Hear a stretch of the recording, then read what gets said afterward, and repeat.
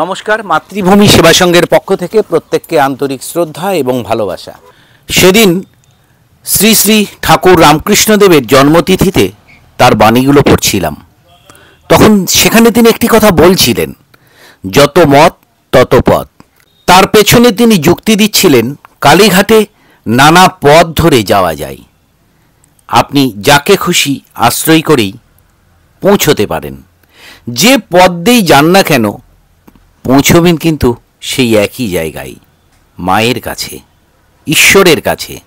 আমরা মাতৃভূমি সেবা সংঘের সদস্যরা তেমনই একটি পথ বেছে নিয়েছি, ঈশ্বরের কাছে পৌঁছানোর। স্বামী বিবেকানন্দের সেই কথাটিকে আশ্রয় করে, জীব সেবাই শিব সেবা। এই পরিবারে বাড়িগুলো আগে আপনারা দেখে নিন, দেখুন কি ভয়ঙ্কর পরিস্থিতি। এই এক চিলটে বাড়ির মধ্যেই এই পদ্মারানী, তার বিধবা বৌমা এবং দুটো নাতনিকে নিয়ে থাকে। এই কাগজগুলো, এই যে পাতাগুলো দেখছেন আপনারা, এই পাতাগুলো রান্নার জন্য নিয়ে এসেছেন তারা। তাদের অত্যাধুনিক কোনো ব্যবস্থা নেই।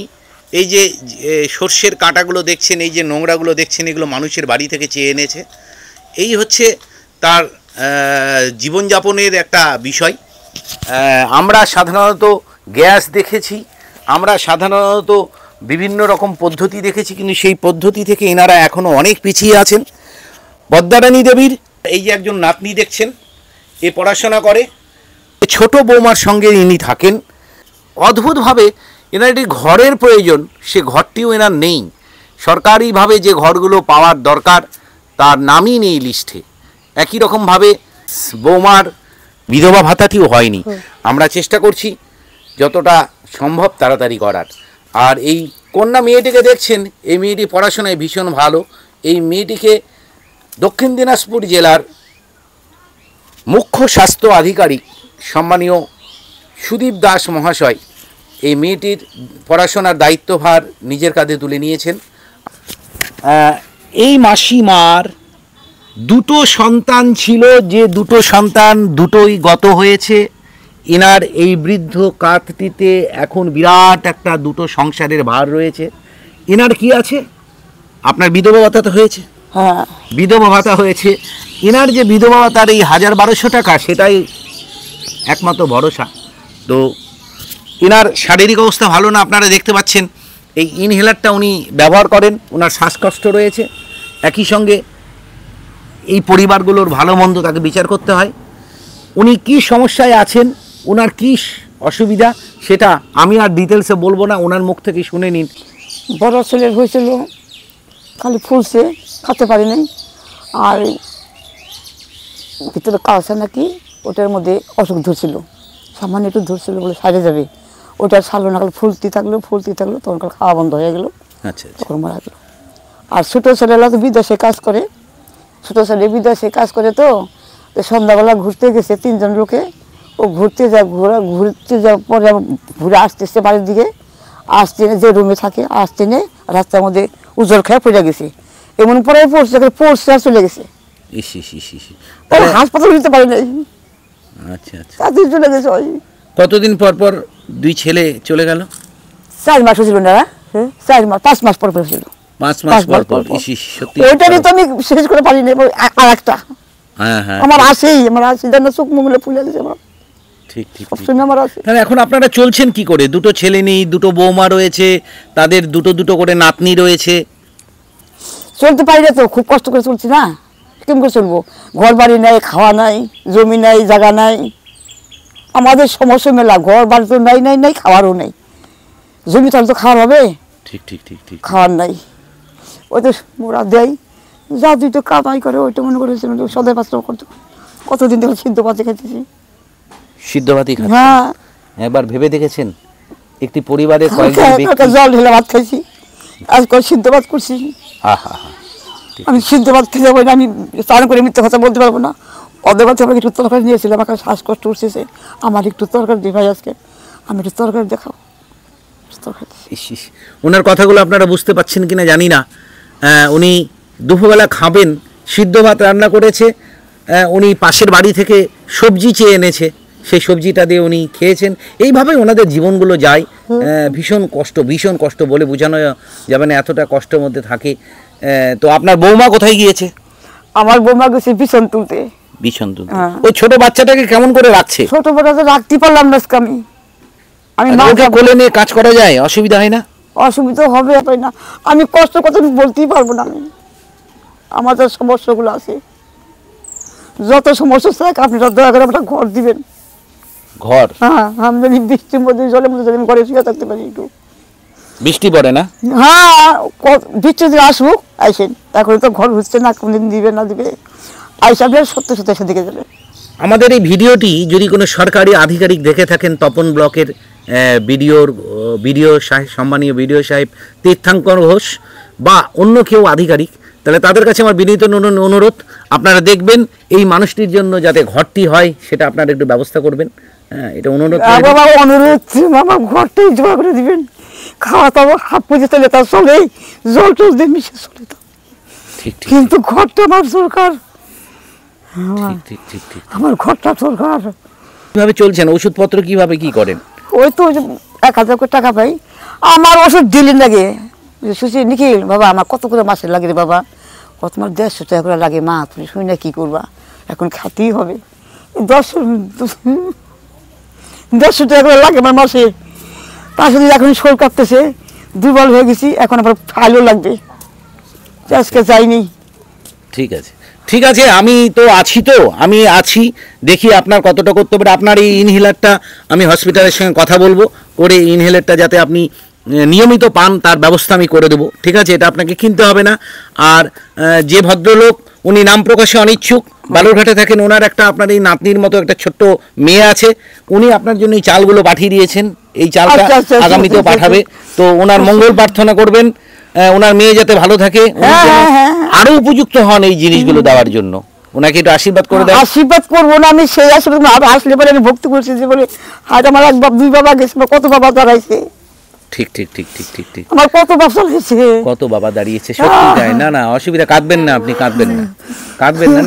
ঠিক আছে আরে না ঠিক আছে। হ্যাঁ, আপনারা দেখছেন এদিকে, আপনারা দেখছেন এই যে ভদ্রমহিলা এতক্ষণে উনি এই ছোট্ট বাচ্চাটাকে কোলে করে নিয়ে বিছন তুলতে গিয়েছে। সেই কটার সময় গিয়েছিলেন আপনি? সকাল 8টায়। সকাল 8টা, এখন বাজে 4:20। সকাল 8টায় গিয়ে 4:20-তে উনি আসছেন এখানে, সারাদিন বিছন তুললো। আপনি দেখতে এইরকম ভীষণ সমস্যাজনক পরিস্থিতিতে যে মানুষগুলো থাকে, তাদের আমরা সাধ্যমতো চেষ্টা করি তাদের পাশে দাঁড়ানো, তাদের বাঁচিয়ে রাখার একটা প্রয়াস করি। এই যে চালগুলো পাঠিয়েছে, এরকম আরও 2-4-5 জন, হরি পাল বলে একজন গঙ্গারামপুরের ব্যক্তি আছে, রতন বসাক বলে গঙ্গারামপুরের এক ব্যক্তি আছে, আর বালুরঘাটে ইনি তো নাম প্রকাশে অনিচ্ছুক। তো এই 3 জন ব্যক্তি আমাকে চাল পাঠাই, আমরা ভাগ করে এই টাইপের মানুষগুলোর কাছে আমরা এই চালগুলো দিই। আপনারাও চেষ্টা করুন, বিভিন্ন চাল, আপনার কন্ট্রোলের চাল, যে চালটা আপনারা খান না, হয়তো বা সামান্য কিছু পয়সার জন্য তারা আপনারা দিয়ে দেন, সেই জিনিসটা না করে যদি সম্ভব হয় সেই চালগুলোও আমাদের পাঠাতে পারেন, যাতে আমরা এই মানুষগুলোকে সাহায্য করতে পারি। মিশনটিকে আমাদের এগিয়ে নিয়ে যেতে আপনাদের সহযোগিতা একান্তভাবে কাম্য। আচ্ছা, আপনার বিধবা ভাতা তো হয়নি? না, আমার হয়নি বিধবা। আচ্ছা, কতদিন গেল স্বামী মারা যাওয়া? এতে 1 বছর হয়ে, 1 বছর ধরে জমা দিছি, আমি পাইনি এখনো। কিভাবে আমার সংসার চলছে, কত কষ্ট করে। ঠিক ভালো মন্দ আমি খাওয়াইতে পারছি না, সিদ্ধ ভাত যা লবণ ভাত জুটে তাই আমি খাওয়াচ্ছি। তাই। আচ্ছা, আপনি আপনার মাতৃভূমি সেবা সংঘের পক্ষ থেকে আপনার যে বড় মেয়ের দায়িত্ব নিয়েছে সিওমাই স্যার, ডক্টর দাসবাবু, উনি যে দায়িত্ব নিয়েছেন, এবং আপনার যে টুকটাক আমরা সাধ্যমতো যতটুকু পারি চেষ্টা করি, তো সেক্ষেত্রে আপনি কি উপকৃত হচ্ছেন? কঠিন সেটা বলা যাবে না, সেটা বলা যাবে না। আচ্ছা, যে উপকার করছেন আপনারা, ওটা কথা বললেও হবে না। এরকম সাহায্য করলে আমি বাঁচবো। আমার 2টা বাচ্চার জন্য এরকম আপনারা পাশে থাকবেন, আমি যেন 2টা বাচ্চা মানুষ করতে পারি। আপনারা থাকলে মানুষ করতে পারবো। ঠিক। আচ্ছা, আপনি যে এই যে সকাল থেকে আপনি না খেয়ে আছেন? হ্যাঁ, ওই সকালে একটু খেয়ে গেছি। তো এই যে আপনার সেই 8টা থেকে এখন বিকেল 4:30 বাজতে আরম্ভ করলো, 4:20-25 ছিল, এখন 4:30 মোটামুটি বাজে। তো সেক্ষেত্রে আপনার তো শরীর অসুস্থ হয়ে যাবে, তাহলে বাচ্চাগুলোকে দেখবেন কেমন করে? তো এইভাবে করতে হবে, এখন মানুষ করতেই হবে। অসুস্থ হলে আর কি হবে, কিছু খাবেন, এন্ট্রি পেটে থাকবেন না। এক মানুষ করে কোন সবসময় বসেই থাকি, সবসময় তো হাতের কাজ নাই, মাঠের 2 দিন কাজ, তারপরে আর কাজ নাই। এগুলো মানুষ করবে না আমাকে দিবেন কোন? আমার আর এই জীবনে থাকতে ইচ্ছা হয় না জানেন, আমরা তো বাঁচবার চেষ্টা করবো নিছেন, আমি খালি যা পারলে আমি বাঁচি। না না না, আমি কেন চলে যাবেন? যা আগুনের মধ্যে আমি আসি না, এটা বলার কথা না। পড়বো না, কাজ করতে পারবো না, এই কেন কাজ করবে। একটু আগে বললেন তো যে দুটো সন্তান আপনার গেছে, আরো 10টা সন্তান আপনার পাশে দাঁড়িয়েছে। বললাম তো, ব্যাস, বললাম তাহলে তো। আপনাকে বাঁচতে হবে তো। ইনাদের দেখবে কে? আপনি চলে গেলে ইনাদের মাথার উপর থেকে এটা ছাতা চলে যাবে, এটাও তো দরকার, তো আপনাকে বাঁচতে হবে। তাই হ্যাঁ। সকালে থুয়ে যায়, আমার ছাড়া থাকতে পারে না, এই দুধ খায় বুকের, ওটার দুধ খায়, ওগুলো তো কিনে দিতে পারি না। না, কত সমস্যা। এই সারাদিন কান্না টান্না করে আজকে নিয়েই গেছি, কি করব, ওখানে রোদের মধ্যে থুয়ে তারপর কাজ করলাম। আচ্ছা আচ্ছা, তাই তাই তাই, সত্যি দেখতে বুঝতেই পাচ্ছেন। হ্যাঁ, দেখেই এই গেলেন। বাচ্চাটিকে রৌদ্রের মধ্যে রেখে দিয়েই এইভাবে কাজ করতে হচ্ছে এবার বাচ্চা সারাটা মানুষ দিন। করতে পারবে না। আজকে বাচ্চাটা মানুষ হবে আমার, এই বাচ্চাটা কি করব এখন, জীবনে পেটের ভাতে আজকে সকাল 8টা থেকে বিকেল 4টে, তার 8 ঘন্টা মার সঙ্গে এই ছোট্ট দুধের বাচ্চাটি মাঠে পড়ে রয়েছে। কখনো কল্পনা করে দেখেছেন কি রকম পরিবার, কি রকম সমস্যার মধ্যে রয়েছে? আর এই পরিবারগুলোর যদি বাড়ি না হয়, এই পরিবারগুলোর জন্য যদি একটি ঘর না হয়, এনাদের জন্য যদি একটু বিধবা ভাতা না হয়, তাহলে কার জন্য হবে? কোন সমাজে আমরা বাস করছি, কোন মানুষগুলোর হবে? একবার ভেবে দেখেছেন? যাকগে আপনারা সকলে আমাদের মাতৃভূমি সেবা সংঘের পাশে যেভাবে দাঁড়িয়েছেন, এইভাবেই দাঁড়াবেন। আমরা এই মানুষগুলোকে ভীষণভাবে ব্যথিত, ভীষণভাবে দুঃখে থাকা, মর্মান্তিক পরিস্থিতিতে থাকা মানুষগুলোকে যাতে আমরা বাঁচাতে পারি, তার জন্য আপনারা আমাদের পাশে থাকবেন, সহযোগিতা করবেন। বালুরঘাটের যে বিশিষ্ট ব্যক্তি এই চালগুলো পাঠিয়েছে, এইভাবে আপনারাও চেষ্টা করুন, কিছু কিছু করে সহযোগিতা করে, মাসে মাসে কিছু কিছু সহযোগিতা করুন। আমাদের এরকম অনেক পরিবার রয়েছে, অনেক বৃদ্ধারা রয়েছে, যাদেরকে আমরা মোটামুটি খাইয়ে পরিয়ে বাঁচিয়ে রাখার একটা চেষ্টা চালাচ্ছি। জানি না কতদিন পারবো।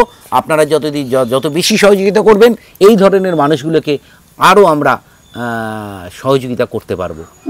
কি জানে সকাল করে দেখাই হ্যাঁ হ্যাঁ হ্যাঁ, গ্যাস্ট্রিকটা, গ্যাসের ট্যাবলেট। তো ওইটা ডাক্তার কাছে বলি, এই জিনিসটা না খেলে হবে না ডাক্তারবাবু, ও তোমার খেতেই হবে গ্যাসের ট্যাবলেট। একটা গ্যাসের ট্যাবলেটও পর্যন্ত ওরা কিনতে পারছে না। একবার ভেবে দেখেছেন? আমার ভাইটা ছিল, ওর ভাইটাও চলে গেছে। ওনার ভাইটাও মারা গেছে। হ্যাঁ, মারা গেছে। দেখুন, ভগবান যেন পৃথিবীর সব কষ্ট ওনাদেরকেই দিয়েছে। এত কপাল খারাপ হয়েছে। ওনার ভাই ছিল মাথার উপর, সে ভাইটাও মারা গেছে। কতদিন আগে মারা গেছে? আশ্বিন মাসে মারা গেছে। ভাইটাও মারা গেল। তার মানে এখন আপনার আর কেউ নেই? কেউ নাই, কেউ নাই আমাদের। একবার ভেবে দেখুন আমাদের কেউ নাই। পরিবারে কি এই যে পরিস্থিতি। বেটি 1 মাস হয়ে গেল, একটু মাছ আইনা দিব, একটু কি আইনা দিব, দিতে পারি না আমি। এই সকাল করে এই যা সিদ্ধ করে ভাত রান্না ওইগুলাই খায়, তাও মেয়েগুলা ওই করে না। এদের কইটার দুধ কেনার কাম তাও খাবে না। এই তো লাল দাগে পড়েছে, বড় হয় না, কি করব, অত টাকা কোথায় পাবো, তাই না? ভেবে দেখেছেন কি বলছে?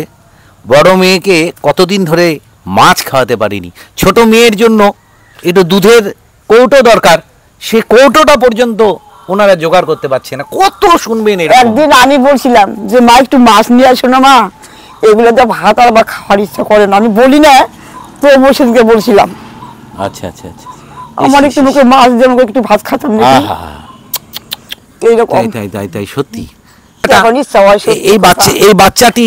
এই বাচ্চাটি দুধের বোতল নেই। এই দিদির স্বামী গত হয়ে যাওয়ার পরে ওনার মাথার উপর একটি ভাই ছিল, সে ভাইটিও কিছুদিন আগে গত হয়ে গিয়েছে। এই শিশুটির এই যে মোবাইলটা, আমি আসার পরে এই মোবাইলে তার মাকে ফোন করবে, কিন্তু মোবাইলে রিচার্জ নেই। আমার মোবাইল থেকে তার মাকে অন্যের কাছে ফোন করলো, যাতে ওর মা মাঠ থেকে তাড়াতাড়ি চলে আসে।